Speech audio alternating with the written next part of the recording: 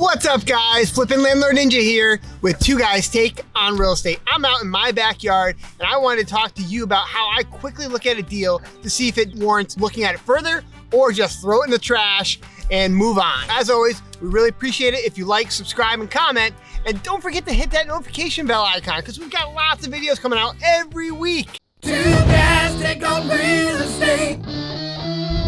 So right now, more than ever, deals are flying off the shelf and you are looking to get a good rental property to grow your wealth, which is phenomenal. I commend you for being here and looking out there and getting in that market, but it's real tough right now and you need to act quickly. Otherwise, deals are just gone. So this formula is just a quick way to give you an idea if this makes sense or not, if you should just move on to another deal, or does it actually warrant a deeper analysis? It's called the 1% rule. And it's a very simple rule, and you will need to take a deeper dive after the fact, but this will give you a quick, look at it so that you can kind of get through deals faster and make decisions much quicker so that you can actually get those and land those deals. What is a 1% rule? Well, it's pretty darn simple. What you do is you take the gross rent, all right? So you take the total monthly gross rent. So let's just say you have 2 units and they're renting for $1,000 each. That's $2,000. And then you have a purchase price of, let's just say, $200,000. So the rent, the gross monthly rent, is 1% of your purchase price. So this deal right here would warrant looking at it a little bit further. Maybe you can raise the rent. Maybe you want to make sure you're looking at what all expenses you're covering, making sure the taxes make sense, and doing a full analysis, which you can use. Biggerpockets.com has a great free rental property analysis tool. So you can then do a deeper dive and make sure the numbers really work for you, as well as your financing, because everyone's financing is going to be a little bit different. But this gives you a glance right look. Whereas if the property was $2,000 coming in for gross rent and it was a $250,000 deal, well, guess what? It doesn't meet the 1% rule. So it's probably something that you might want to move on and find something else.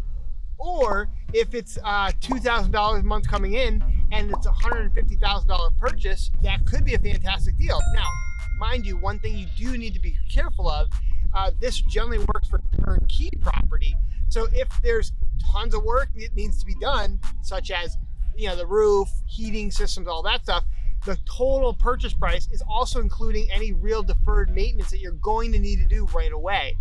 So that's something you want to be mindful of. So when you're looking at it, all right, so I get in $2,000 a month, that's great. It's a $150,000 purchase price. Well, I'm going to have to put in $30,000 for the roof. I'm going to have to put in $2,000 each unit for a heating system and stuff like that.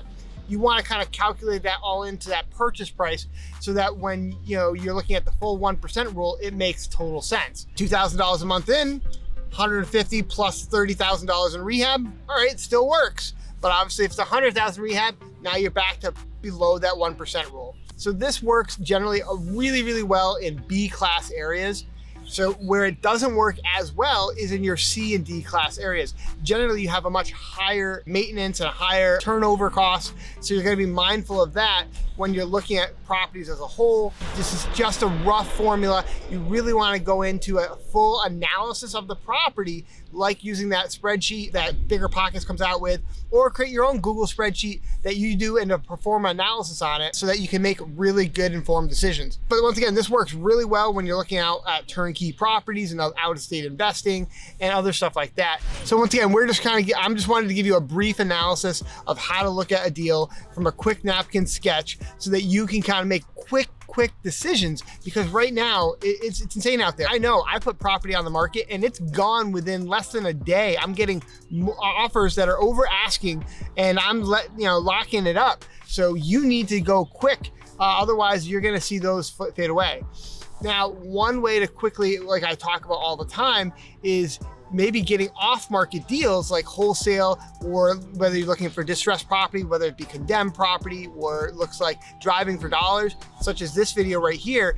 These are gonna help you get good off-market deals where you can generally get a much better deal, whether it be for the rental property or flipping or wholesaling or whatever you're looking to do. So as always, guys, I'm glad for you joined us, and we hope to see you next time. Thank you and have a great day.